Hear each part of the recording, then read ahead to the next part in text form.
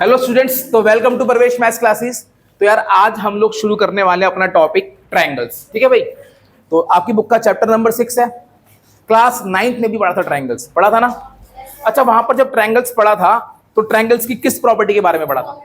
Congruency के बारे में पढ़ा था। तो यार मैं एक बात जानना चाहूंगा, कॉन्ग्रुएंट फिगर कौन सी होती है? मैं कह रहा हूं कॉन्ग्रुएंट फिगर कौन सी होती है? कॉन्ग्रुएंट फिगर्स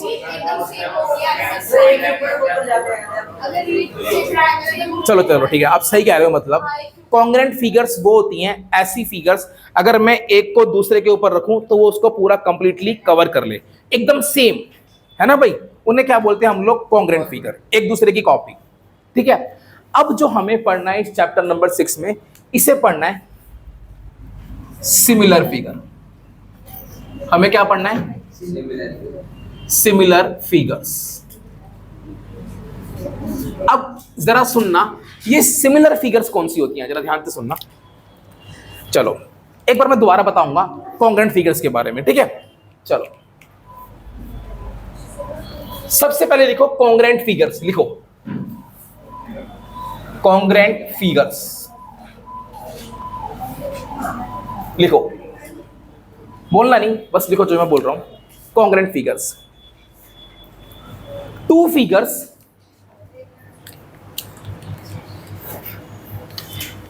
लिखो, to figures having same shape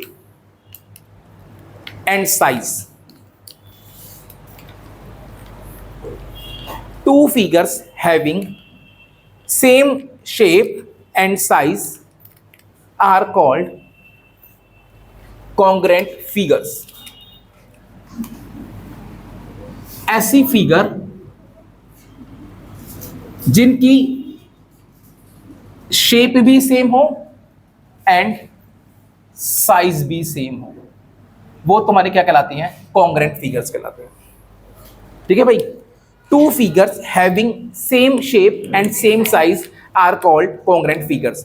like जैसे मैंने कहा कि मैं अपने आप को मिरर में देखूं तो जो मेरी इमेज बनेगी ना, बिल्कुल कितना ही मोटा बनूंगा, बिल्कुल सेम शेप और सेम साइज की बनेगी। प्लेन मिरर के अंदर बात कर रहा हूं, तो वो क्या होगी? मेरी ये कॉन्ग्रुएंट फिगर होगी। अच्छा, मैं आपसे एक बात पूछता हूं, मुझे बताना क्या वो कॉन्ग्रुएंट फिगर है? अबे सुन तो ले। अच्छा, दो स्क्वायर है, दोनों की साइड सेम है, तो क्या वो कॉन्ग्रुएंट फिगर्स होंगी? हाँ होंगी, बिल्कुल सेम होंगी। अच्छा, बात समझ में आ गई? अच्छा, दो रेक्टेंगल है और उन दोनों का एरिया सेम है, क्या वो कॉन्ग्रुएंट फिगर होंगे? सोच के जवाब दो, बताओ। जरूरी नहीं है, एग्जांपल दे सकते हो? कैसे? एग्जैक्टली, मान लो एक रेक्टेंगल ले लो जिसकी लेंथ 10 है और ब्रेथ 2, तो इसका एरिया कितना आएगा? 20 मीटर स्क्वायर। एक और रेक्टेंगल ले लिया जिसकी 4 और 5 ले ली, 4 लेंथ और 5 लेंथ और 4 ब्रेथ, इसका एरिया भी 20 आ रहा है, इसका एरिया भी 20 आ रहा है। क्या ये दोनों एकदम सेम है क्या? नहीं। तो ये क्या है? कॉन्ग्रुएंट फिगर्स नहीं है। तो इतनी सी बात याद रखोगे, two figures having same shape and same size are called congruent figures. कोई दिक्कत किसी को? नहीं ना। अब आ जाओ सिमिलर फिगर पे, लिखो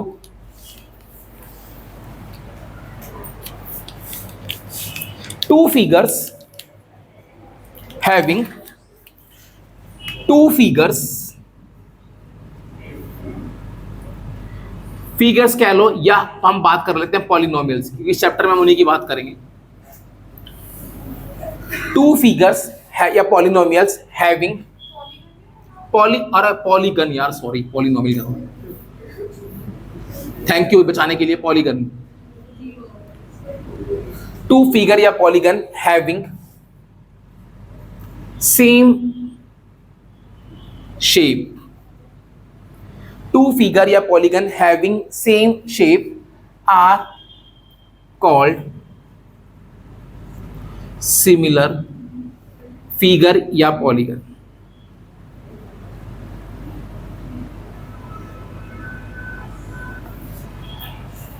बात समझ में आ गई? ऐसे दो पॉलीगन या ऐसी दो फिगर जिनकी सिर्फ शेप सेम हो, वो तुम्हारे क्या कहलाते हैं? सिमिलर फिगर कहलाते हैं या सिमिलर पॉलीगन कहलाते हैं। इतनी बात समझ में आ गई? तो कॉन्ग्रेंसी और सिमिलरिटी में फर्क समझ में आ गया।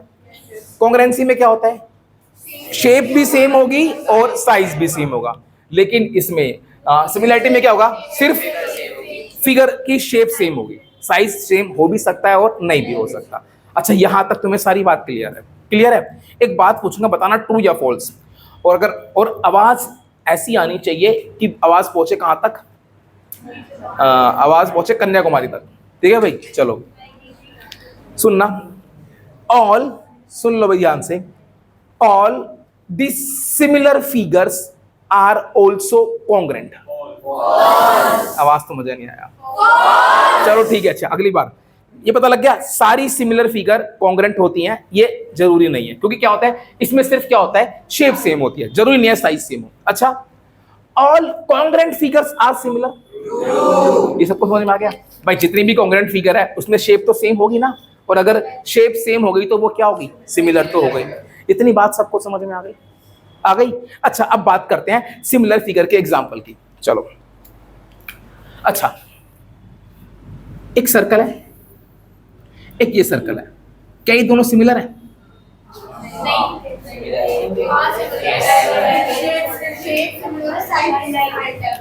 सिमिलर फिगर क्या होती है, जिनकी क्या होती है, सिर्फ शेप सेम होती है, और भाई सर्कल के पास सिर्फ एक ही शेप होती है।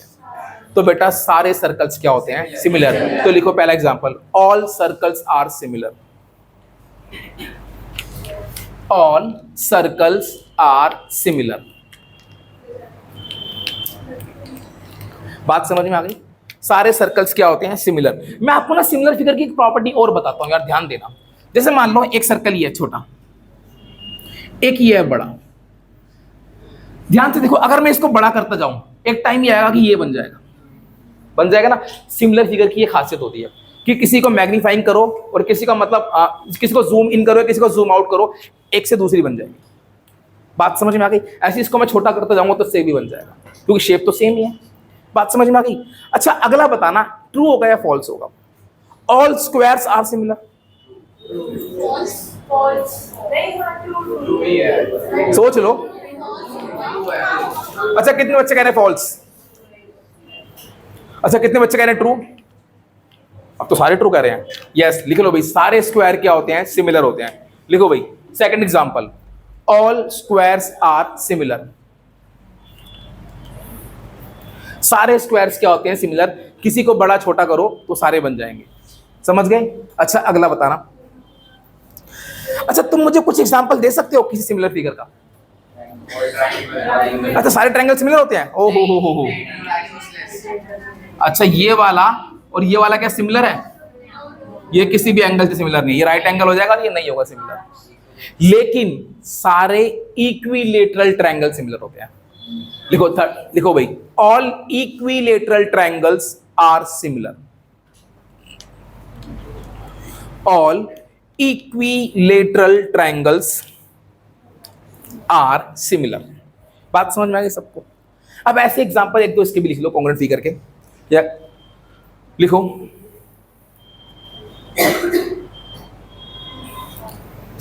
अब ऐसे और भी बहुत सारे हो सकते हैं, ठीक है भाई। चलो, अब एक दो बेटा इसमें लिख लो, कॉन्ग्रेंट फिगर में लिखो, all circles having same radius are congruent. समझ गए? वो सारे सर्कल जिनकी रेडियस सेम होंगी तो वो क्या होंगे, कॉन्ग्रेंट ही तो होंगे। ये बात सही है ना? सबको समझ में आ गई? तो all circles having same radius are congruent, ये बात सच है। सबको समझ में आ गया?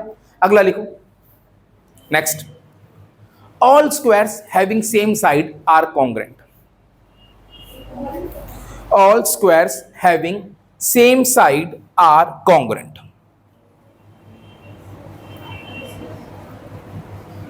बात सबको समझ में आ गई? अच्छे से आ गई? चलो चलो भाई। अच्छा बेटा, नीचे ना नोट डाल के एक बात और लिख लो, लिखो, all congruent figures are similar. All congruent figures are similar, but all similar figures are not congruent. ये बात याद रखना, ट्रू फॉल्स में आ सकती है। इतनी बात समझ में आ गई? पक्का? चलो, तो समझ में आ गया कि कॉन्ग्रेंट फिगर क्या होती हैं और सिमिलर फिगर क्या होती हैं। अब आगे चलते हैं। अब एक छोटी सी बात लिखनी है कि कोई भी दो पॉलीगन सिमिलर कब होते हैं। एक कंडीशन लिखनी है, कोई भी दो पॉलीगन सिमिलर कब होते हैं। जैसे हमने क्या पढ़ा था, 9th क्लास में पढ़ा था, किसके बारे में? ट्रायंगल्स के बारे में। कुछ क्राइटेरिया पढ़े थे, side side side side angle side, है ना? ऐसे लिखो, to polygons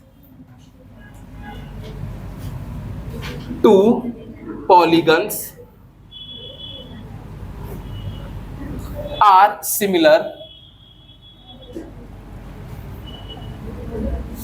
Two polygons are similar if पहला their corresponding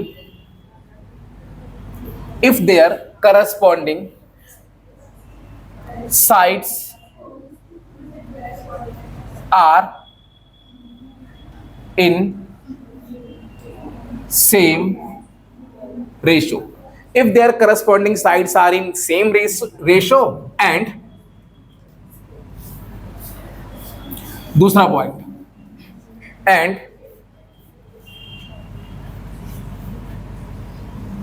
their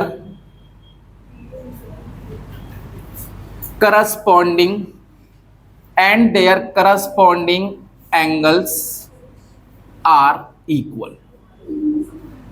समझ गए? कोई भी दो पॉलीगन सिमिलर कब होते हैं, ये दो बातें याद रखना। पॉलीगन मतलब कोई भी पॉलीगन, ट्रायंगल हो, क्वाड्रिलेटरल हो, पेंटागन हो, ये बात याद रखना। कोई भी दो पॉलीगन तभी सिमिलर होंगे कब? पहली कंडीशन, जो उनकी करस्पॉन्डिंग साइड्स हैं उनका रेशियो सेम होना चाहिए, सही है। और दूसरी कंडीशन, जो उनके करस्पॉन्डिंग एंगल्स हैं वो क्या होने चाहिए? इक्वल होने चाहिए। ये बात तुम सबको समझ में आ गई? चलो, अब मैं आपके सामने दो पॉलीगन दे रहा हूं, मुझे बताना क्या वो सिमिलर है या नहीं। एक एग्जांपल दे रहा हूं,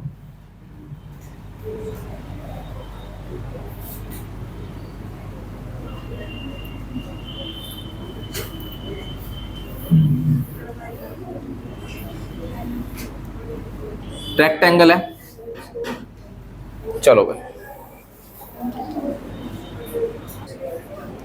चलो नेक्स्ट, अगला एक और लिया मैंने,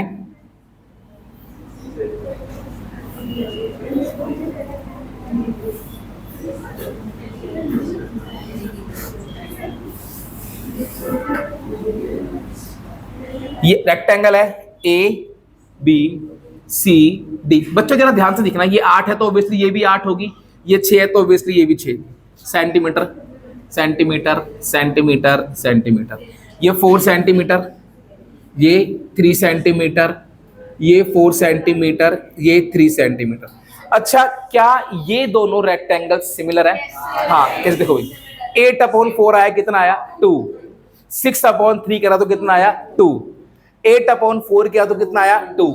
6/3 किया तो कितना आया? 2। और मुझे पता है सारे एंगल तो सेम होते हैं, इसमें भी 90 और इसमें भी 90, तो ये दोनों क्या है? सिमिलर। बात समझ में आ गई? पक्का आ गई? तो हाँ, ABCD and PQRS are similar rectangles. अभी नेमिंग पे बताऊंगा कि नेमिंग कैसे करनी है। बात समझ में आई? अच्छा, मैंने एक और दिया,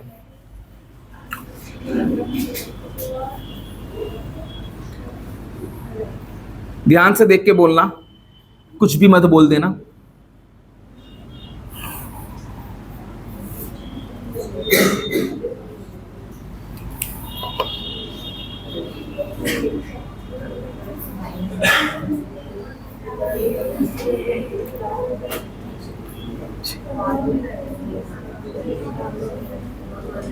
अभी आसानी करते हैं।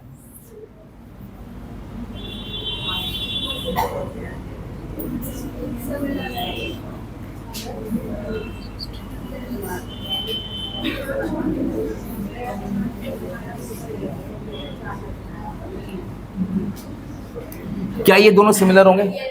देखो भाई, 3/6 निकाला कितना आ गया? 1/2। 4/8 निकाला कितना आ गया? 1/2। 5/10 निकाला कितना आ गया? 1/2। 40 40 60 60 80 80। तो हाँ, ये दोनों ट्रायंगल भी क्या है? सिमिलर। लेकिन इन बातों का भी ध्यान रखना, जरूरी नहीं है कि 6 यहाँ लिखाओ, 6 यहाँ भी हो सकता था। तो वो अभी आगे पढ़ेंगे। लेकिन ये बात समझ में आ गई भाई, इनकी 3/6 1/2 आ रहा है, 4/8 1/2 आ रहा है, 5/10 1/2 आ रहा है। अब जिस साइड से बन रहा है 3, उसी साइड से क्या बन रहा है d, तो भाई ए बी और डी क्या है करस्पॉन्डिंग। अभी बस समझ लो कि हाँ सारी साइड्स का रेशियो भी सेम है और करस्पॉन्डिंग एंगल भी इक्वल है, तो ये क्या है सिमिलर है। इतनी बात समझ में आ गई, पक्का आ गई सबको अच्छे से। तो ये बात याद रखना कि अच्छा ये बताना क्या ये सिमिलर होंगे।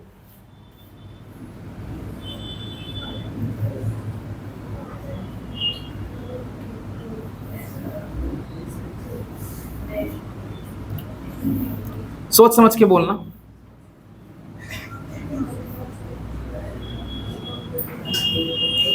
क्या ये दोनों सिमिलर है क्या बेटा? ये दोनों सिमिलर नहीं है, क्योंकि भाई 4/2 कितना आ रहा है 2, लेकिन 2/2 कितना आ रहा है 1, तो इनकी करस्पॉन्डिंग साइड्स का रेशियो सेम नहीं है। तो ये दोनों फिगर क्या थी सिमिलर थी, बट ये दोनों फिगर सिमिलर नहीं थी। अच्छा मान लो एग्जाम में पहचानने के लिए तो पहचान लोगे, अभी आगे और क्लियर होगा, अभी चलते जाओ बस, अभी बने रहो मेरे साथ इस सुनहरे सफर में, सब क्लियर होगा। ठीक है भाई, तो चलते हैं आगे।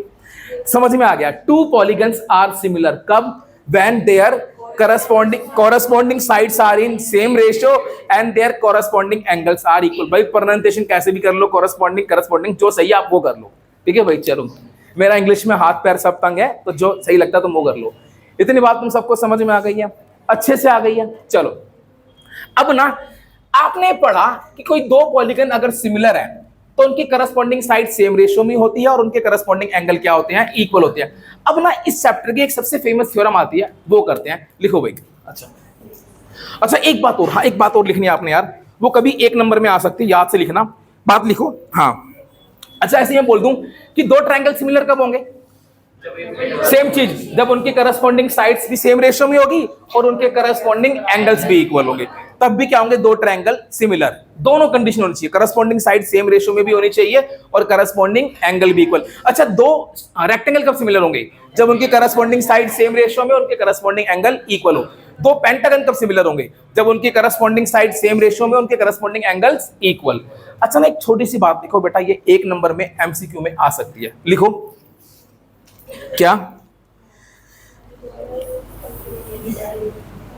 हाँ लिखो भाई, इफ करस्पॉन्डिंग एंगल्स, अरे कॉरस्पॉन्डिंग लिख लो भाई, स्पेलिंग सेम है। If corresponding angles of 2 triangles are equal, if corresponding angles of 2 triangles are equal, then they are known as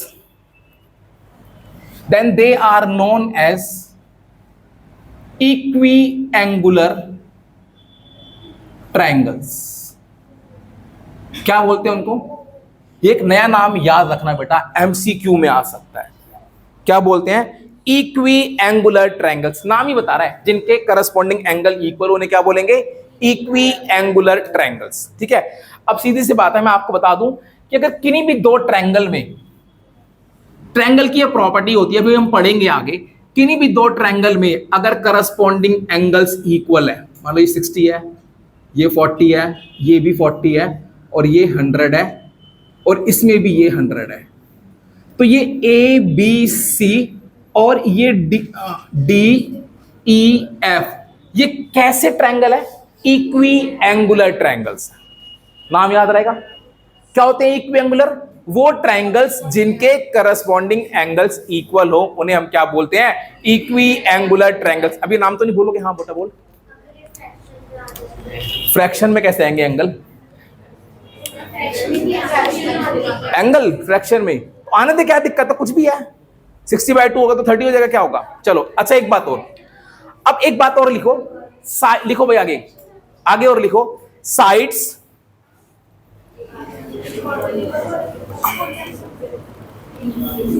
हाँ नहीं बड़ा से लिखो, the ratio of any, the ratio of any two corresponding sides, the ratio of any two corresponding sides in two equilateral triangles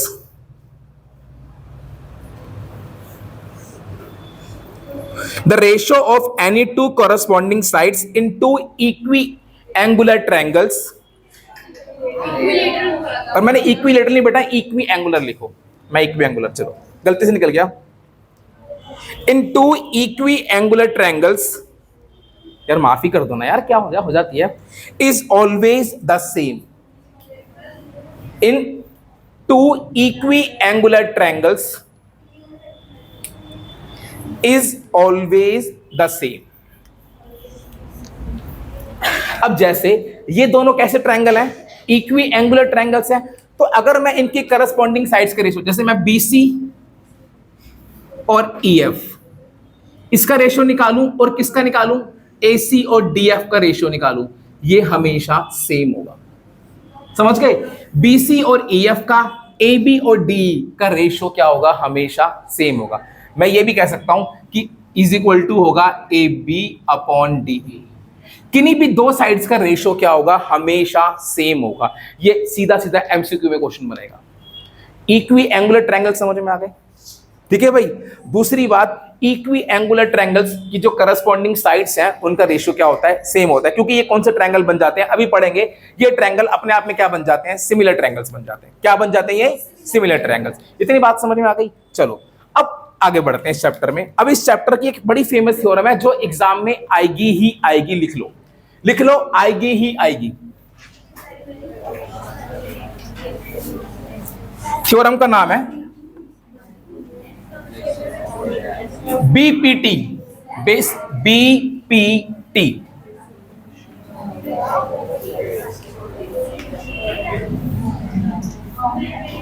basic proportionality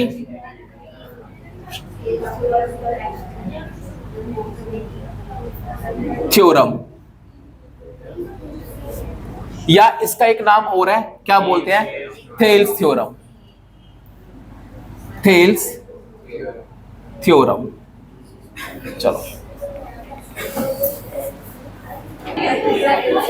चलो भाई, सबसे पहले क्या लिखो, इसकी स्टेटमेंट लिखो भाई, if a line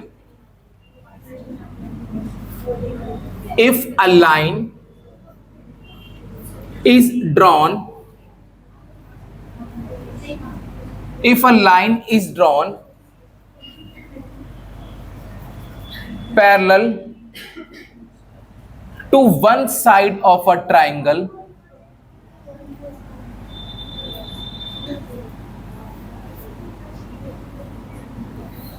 and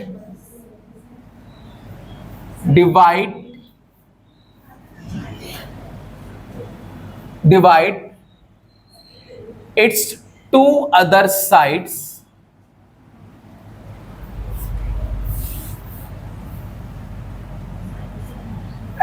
and divide its two other sides at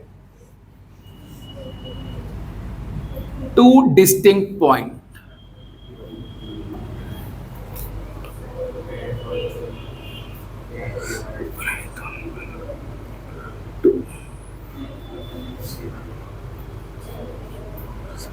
बेटा यहां पे डिवाइड की जगह पता क्या लिख लो, if a line is drawn parallel to one side of a triangle to intersect, divide की जगह इंटरसेक्ट कर लो, टू इंटरसेक्ट्स द अदर, मैं चाहता हूं आप बुक वाली याद करो इसलिए, to intersect the other two sides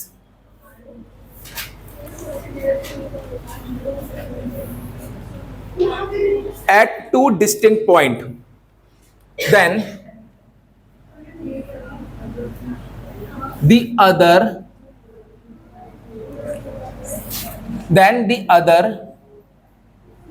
two sides are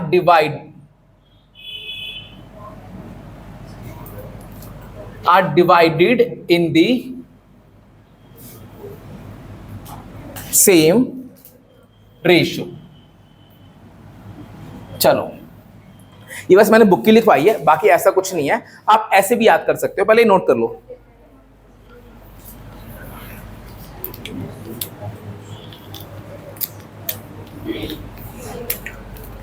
note कर लिया सबने? करो नोट।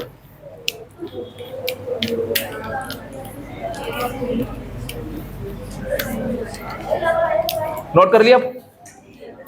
चलो भाई, इसको अब आप ऐसे भी लिख सकते हो, मैंने बुक की लैंग्वेज लिखाई है, सुनो ऐसे आसान आसान लैंग्वेज में। In a triangle if a line, लिखना तो ये भी लिख लो, चलो लिखो और डाल के लिख लो, हाँ जो मर्जी लिख दो, थोड़ी सी आसान कर रहा हूं मैं इसको। In a triangle if a line is drawn parallel in a triangle if a line is drawn parallel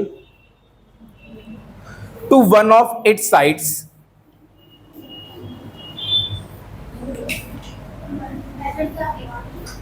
in a triangle if a line is drawn parallel to one of its sides inter, comma डाल के लिखना, comma डाल के, comma intersects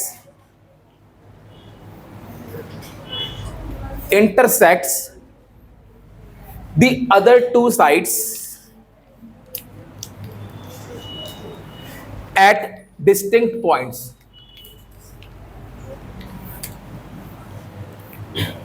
intersect the other sides at distinct point। बेटा यहां पर to नहीं आएगा, डिस्टिंक्ट का मतलब ये अलग अलग होता है, ठीक है भाई। At distinct points then it divides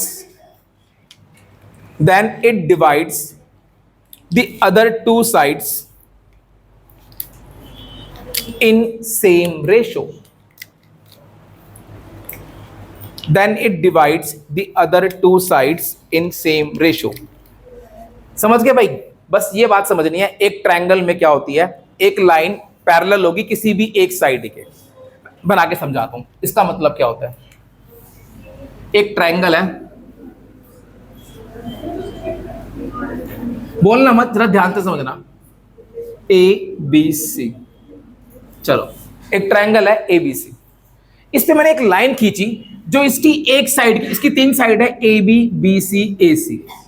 किसी भी एक साइड के पैरेलल एक लाइन खींची मैंने, ये खींची, इसका नाम दे दिया डी ई, जो ए बी को डी पे कट करती है, ए सी को ई पे कट करती है। समझ गए भाई? बात समझ में आ गई? तो ये जो, और ये जो लाइन है डी किसके पैरेलल है? बी सी के। डी किसके पैरेलल है? बी सी के।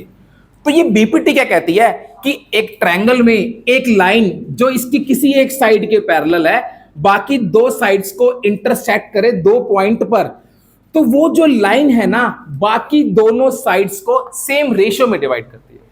कहने का मतलब है, अगर डीई बीसी के पैरेलल होगा तो इसका मतलब होगा AD upon BD is equal to AE upon EC. ये कौन कहता है मुझे? बीपीटी कहता है। ये कौन कहता है मुझे? बीपीटी कहता है। बात समझ में आ गई क्या? इसको देखो क्या कहते हैं हम, मैं ऐसे ही बोलूंगा, in a triangle if a line is parallel to one, मैं अब ऐसे ही बोलूंगा, याद रखना। इसका मतलब ये, एग्जाम में आप करेक्ट लिख के आना बेटा, क्योंकि थोड़ी बहुत वो हो सकता है, अगर बुक की लैंग्वेज नहीं लिखी तो मार्क्स कट कर लेते हैं, बट मैं अब ऐसे ही बोलूंगा हमेशा, in a triangle if a line is parallel to one side then it divide its other two sides in same ratio. मतलब समझ में आना चाहिए। बात समझ में आ गई? जब एग्जाम में लिखनी हो तो प्रॉपर तरीके से ऐसे लिखना स्टेटमेंट, तभी मैंने बुक की लैंग्वेज लिखी है। और मैं हमेशा क्या बोलूंगा, in a triangle if a line is parallel to one side then it divide the other two sides in same ratio. मैं ऐसे ही बोलूंगा। बात समझ में आ गई? बीपीटी का मतलब समझ में आ गया? अच्छा मुझे बताना, अगर ये पी क्यू आर एक ट्रायंगल है और एक लाइन है ये जो इसको एस और टी पे कट करती है, और मैंने क्या बोल दिया, जो एस टी है वो किसके पैरेलल है? पी क्यू के। एस टी जो है वो पी क्यू के पैरेलल है। क्या यहां पर बीपीटी अप्लाई हो सकती है? हो सकती है। अगर यहां पर बीपीटी अप्लाई होगी तो बताना क्या आंसर आएगा। बेटा हमेशा ना यहां से वर्टेक्स से स्टार्ट किया करो, तो क्या हो जाएगा R T P T is equal to, अगर आप ऐसे भी लिखोगे तो भी गलत नहीं होगा, रेशो तब भी सेम आ रहा है, बट हम स्टार्ट कहां से करते हैं? वर्टेक्स से करते हैं। बात सबको समझ में आ गई? अच्छे से आ गई? पक्का सबको बीपीटी का मतलब समझ में आ गया? अच्छे से आ गया? अब ना इसका प्रूफ आता है। क्या आता है इसका? प्रूफ। मैं आपको इसका प्रूफ करा रहा हूं। अब जब कल आप क्लास में आओगे तो आते ही सबसे पहले क्या लिखवाऊंगा? इसका प्रूफ। और जो इसका प्रूफ नहीं लिख पाया अब आप जानते हो, ठीक है भाई? चलो तो लिखो भाई इसका प्रूफ। देखो भाई इसको हटा दो, चलो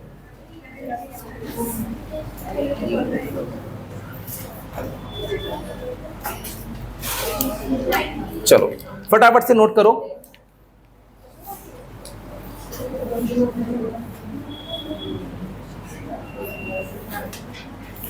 अब मैं इसके ऊपर हटा रहा हूं, मुझे इसके प्रूफ के लिए क्या चाहिए? थोड़ा सा बड़ा स्पेस चाहिए, तो मैं सब हटा रहा हूं। सबने नोट कर ली स्टेटमेंट? चलो भाई एग्जाम में आएगा right state and prove the BPT. तो स्टेट का मतलब पहले स्टेटमेंट भी लिखनी है और फिर इसको प्रूफ करना है। चलो भाई देखो भाई इसका प्रूफ। अच्छा इसका प्रूफ समझने के लिए मैं आपको एक बार 9th क्लास में वापस लेके चल रहा हूं।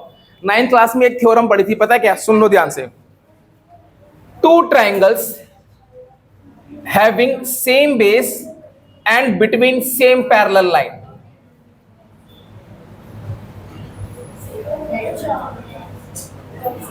भाई मैं आपको बता रहा हूं एक क्या है, 9th की थ्योरम है। क्या? Two triangles having same base and between same parallel lines are equal in area. लिखो भाई टू ट्रायंगल्स, ये लिख लो। टू ट्रायंगल्स नहीं, अभी अलग से लिख लो, ये 9th की थ्योरम है। Two triangles having, I hope आपने पढ़ी हो, two triangles having same base and between same parallel lines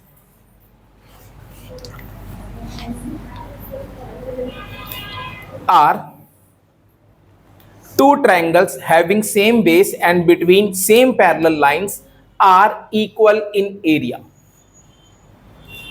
are equal in area है? अच्छा अगर आप लोगों ने नहीं पढ़ी तो बता रहा हूं मैं, ये थ्योरम याद रख लो। क्या क्या थ्योरम है? अगर दो पैरेलल लाइंस हैं, सबने नोट कर लिया? एक बार समझ लो उसको। अगर दो पैरेलल लाइंस हैं, उनके बीच में दो ट्रायंगल हैं जिनका बेस सेम है। ध्यान से देखो, एक एबीसी है, इसका बेस भी एसी है। एक एडीसी है, इसका बेस भी क्या है? एसी। दो ट्रायंगल का सेम बेस है एसी, और दोनों सेम पैरेलल लाइंस के बीच में है ना भाई? तो इस टाइम इन दोनों का क्या होगा? Area equal. तो देयरफॉर मैं क्या कहूंगा?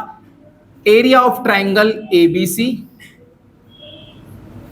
इक्वल होगा एरिया ऑफ ट्रायंगल एडीसी। ये बात बच्चों याद रखोगे? ये बात बच्चों याद रखोगे? पक्का? दो ट्रायंगल जिनका बेस सेम होता है और जो सेम पैरेलल के बीच में होते हैं, उनका एरिया क्या होता है? इक्वल होता है। अब आगे चलो, अब मैं इसको हटा रहा हूं। चलो चलो सबसे पहले क्या बनाया? एक ट्रायंगल बनाया, a triangle ABC.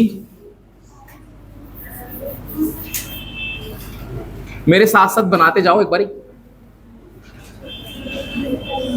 A B C, इसमें एक लाइन ले ली एल, जो बीसी के पैरेलल है। ए बी को डी पे कट करती है और बीसी को एसी को ई पे कट करती है। समझ गए? एग्जाम में आएगा तो कैसे लिखोगे? गिवन क्या?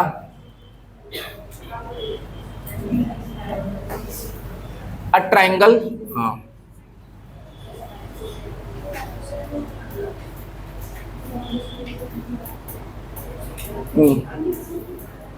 ये ऐसे लिखो। हाँ, take a triangle ABC in which L is parallel to BC। ऐसे पहले लिख देना, let's take a triangle ABC, let's take a triangle ABC in which L parallel to BC। ये मैंने एक ट्रायंगल ले लिया। अब इसके बाद लिखना गिवन का सेक्शन। गिवन क्या है, बोलना नहीं बच्चों। अ triangle ABC in which L is parallel BC। यहां पे एक लाइन और ऐड करो, and L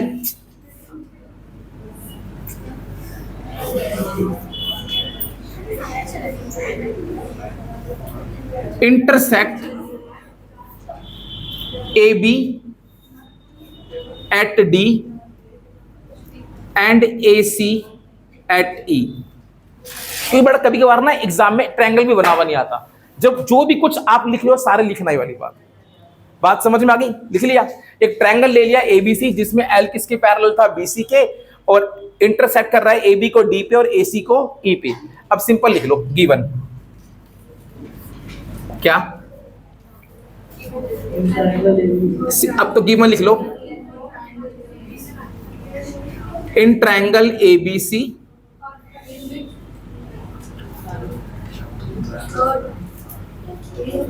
in which L is parallel to BC। To prove, क्या प्रूव करना है, AD upon DB is equal to AE upon EC। समझ गए, ये प्रूव करना है। चलो अब लिखो कंस्ट्रक्शन।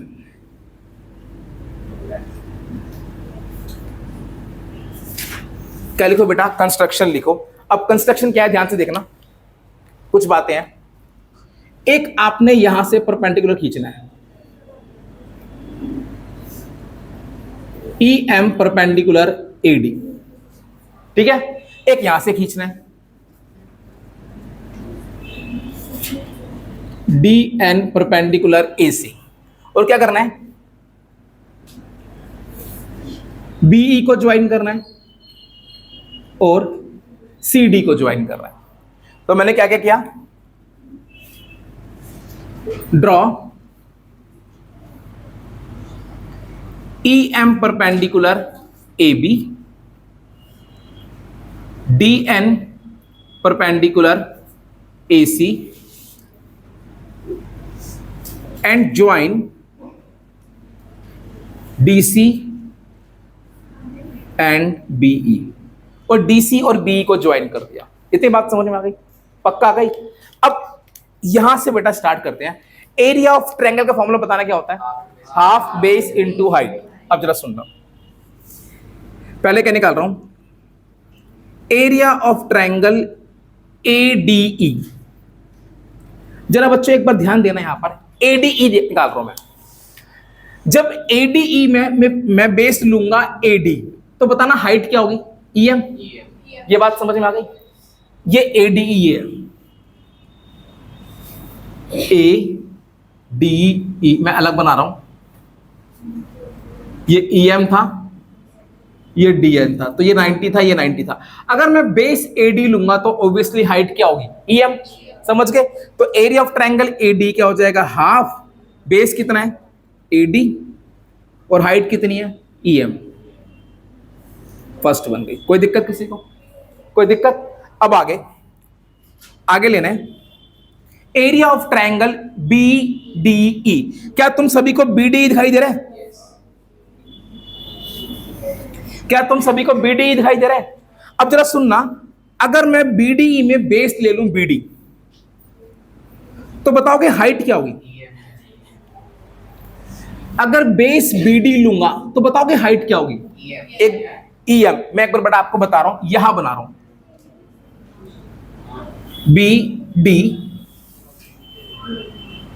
BD और ये क्या है E। ये कुछ इस तरीके का ट्रायंगल है, समझ गए। ये क्या ऑब्ट्यूज ट्रायंगल है, ये क्या ट्रायंगल है, ऑब्ट्यूज। तो ये कुछ इस तरीके का है, ये क्या है B, ये D है।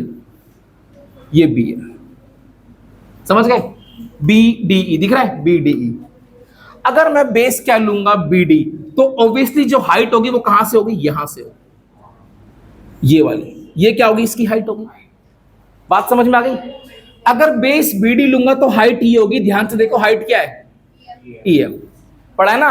ऑब्ट्यूज ट्रायंगल में जो हाइट होती है वो क्या जनरली क्या होती है, बाहर कभी कभी आ जाती है। अगर मैं इस वर्टेक्स से हाइट डालूंगा तो वो क्या आएगी, बाहर आएगी।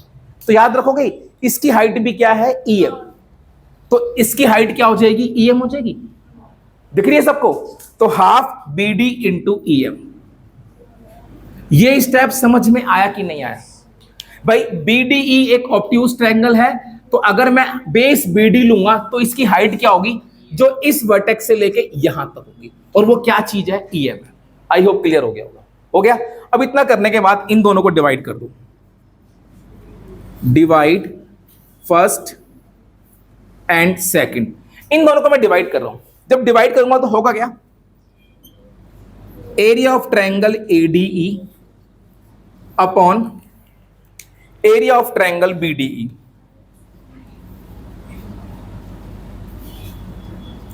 एडीई अपॉन बीडी क्या हो जाएगा, half AD into E M. ये क्या हो जाएगा, half B D into E M. बात समझ में आ गई, अच्छे से आ गई? हाफ से हाफ कैंसिल, ई एम से ई एम कैंसिल, तो ये तुम्हारे पास क्या बच गया, तो देयरफॉर मैं कह सकता हूं, मैं कह सकता हूं एरिया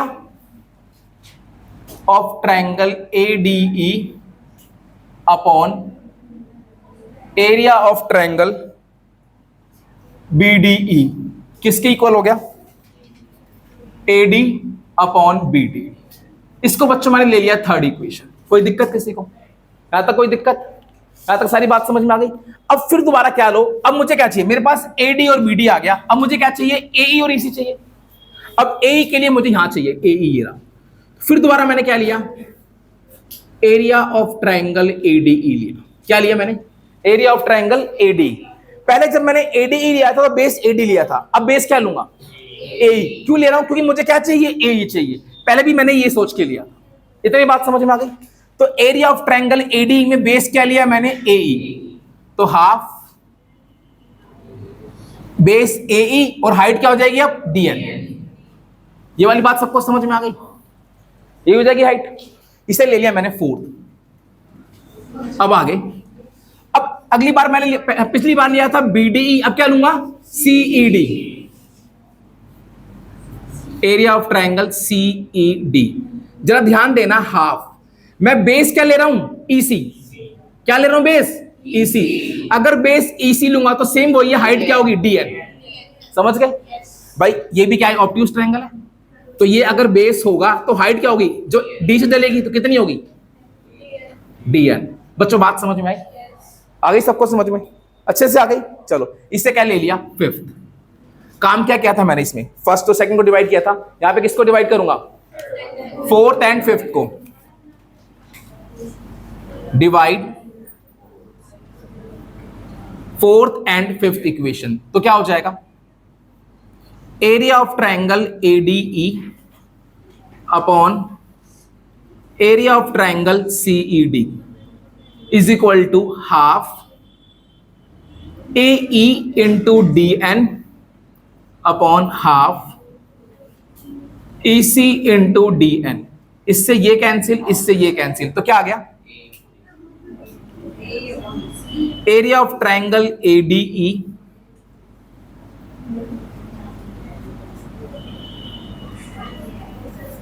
AE अपॉन EC आ गया। बच्चों यहां तक कोई दिक्कत किसी को? इसे क्या ले लिया मैंने, ये मैंने क्या लिया था थर्ड, ये क्या हो जाएगा, सिक्स्थ। अच्छा पहले देख लो यहां तक कोई दिक्कत है किसी को? सारी बात समझ में आ गई भाई? ADE को मैंने क्या लिया था, हाफ बेस इंटू हाइट, और CED में हाफ बेस इंटू हाइट। दोनों बातें लिख ली। कोई दिक्कत बच्चों किसी को? यहां तक सारी बात समझ में आ गई है, पक्का आ गई है, फुल पावर आ गई है, कोई दिक्कत नहीं? आगे चलो। अभी अभी ने एक बात बताई थी। अच्छा इसको देखो, थर्ड वाली को देखो और सिक्स्थ वाली को देखो, ऊपर एडीई ऊपर एडीई। अगर नीचे बीडीई है और नीचे सीईडी है, अगर बीडीई और सीईडी का एरिया भी इक्वल, तो न्यूमरेटर भी इक्वल है और डिनोमिनेटर भी इक्वल हो जाएंगे। तो जब भी कभी दो फ्रैक्शन में न्यूमरेटर और डिनोमिनेटर दोनों इक्वल हो तो वो दोनों आपस में क्या होती हैं? इक्वल। अब जरा ध्यान से देखो, एरिया ऑफ बीडीई को और एरिया ऑफ सीईडी को, मतलब बीडीई को देखो और सीईडी देखो, बीडीई को देखो और सीईडी को देखो। दिख रहा है भाई? दिख रहा है? क्या इन दोनों का बेस डीई है? अगर मैं बनाऊं तो ये ऐसे बन रहा है कुछ, ये कुछ ऐसे बन रहा है। अबे यार, डीई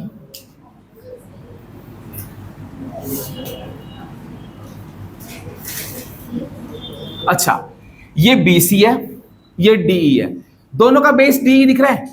बीडीई का बेस भी डीई है, सीईडी का बेस भी क्या है? डी। दोनों का बेस डीई है। और क्वेश्चन में पता है ये और ये पैरेलल है। क्वेश्चन में गिवन है एल और बीसी क्या है? पैरेलल। तो भाई बेस भी सेम है और सेम पैरेलल्स के बीच में, अभी एक थ्योरम बताई थी 9th क्लास की, अगर किन्हीं भी दो ट्रायंगल का बेस सेम हो और वो सेम पैरेलल लाइंस के बीच में हो तो उनका एरिया क्या होता है? इक्वल। अब इस बात को लिखना कैसे वो देख लो। ये बात समझ में आ गई सबको? दोनों का बेस दिख रहा है, दोनों का बेस क्या है? डी दिख रहा है। और दोनों किसके बीच में है? एल और बीसी के बीच में है ना, दोनों एल और बीसी के बीच में। अब इसे लिखेंगे कैसे वो देखो। Since triangle BDE and triangle CED are on same base DE and between same parallel lines L parallel BC। सही है? इन दोनों के बीच में भी है। तो therefore मैं कह सकता हूं क्या? therefore area of triangle BDE equal हो गया एरिया ऑफ ट्रायंगल CED के। हो गया? अब यहां पर वो थ्योरम लिखनी है जो मैंने आपको बताई थी, क्या? Two triangles having same base and between same parallel lines are equal in area। ये लिख दिया। अब इतना लिखने के बाद ये दोनों इक्वल हो गए, रीजन दे दिया मैंने। तो therefore अब यहां पे देखो, therefore from third and sixth. अच्छा बच्चों, यहां तक सबको समझ में आ गया? आ गया। अब देखो किसको, थर्ड को देखो और सिक्स्थ को देखो। ऊपर एरिया ऑफ एडीई, ऊपर एरिया ऑफ एडीई। अभी अभी प्रूव कर दिया एरिया ऑफ बीडीई और एरिया ऑफ सीईडी इक्वल है। प्रूव कर दिया अभी। तो देयरफॉर मैं कह सकता हूं area of triangle ADE upon area of triangle BDE equal हो गया area of triangle ADE upon area of triangle CED। तो therefore this upon this, ADE upon BD किसके इक्वल था? AD upon BD। और ये किसके इक्वल था? AE upon EC।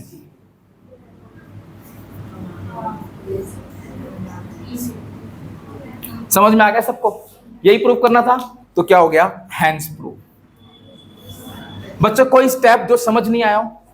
हाँ, हाइट का समझ नहीं आया, एक बार दोबारा बता रहा हूं। देखो भाई हाइट का, यार ये ना बेटा एक ऑब्ट्यूज ट्रायंगल, ध्यान से देख। ये ट्रायंगल कुछ ऐसा है। ये क्या था? BCO BDE डी कहाँ है? बीच में है, बी यहां पर है, ई यहां पर है। समझ गई? ये ट्रायंगल है। अब अगर तू किसी भी ट्रायंगल का एरिया निकालती है, फॉर्मूला क्या होता है? Half base into height. अगर तू बेस बीडी लेगी तो हाइट क्या होती है? इसके अपोजिट वर्टेक्स से परपेंडिकुलर। इसके अपोजिट वर्टेक्स क्या है? ई। इससे जब तू परपेंडिकुलर डालेगी तो कहां तक डालेगा? तो ये हाइट हो जाएगी। और ये क्या है? ई एम ई तो है, ध्यान से देख। समझ गई? सिमिलरली इस ट्रायंगल के लिए DEC के लिए अगर बेस EC होगा तो हाइट क्या होगी? अपोजिट वर्टेक्स से परपेंडिकुलर। तो हाइट क्या है? D है। समझ गए बात? पक्का समझ गए सारे? पक्का? तो ये याद रखना थोड़ी सी बात कि इसके लिए भी BDE के लिए भी हाइट EM है और CED के लिए भी हाइट क्या है? DM है। बाकी सारे स्टेप समझ में आ गए? अच्छे से आ गए? तो ठीक है भैया, आज के लिए इतना ही है, लेकिन कल आपको ये थ्योरम याद होनी चाहिए। कल आते ही पहले ये लिखवाऊंगा। ठीक है भाई? तो आज के लिए इतना ही, बाकी मिलते हैं फिर नेक्स्ट क्लास में। तो आते रहिए और मैथ्स पढ़ते रहिए। बाय।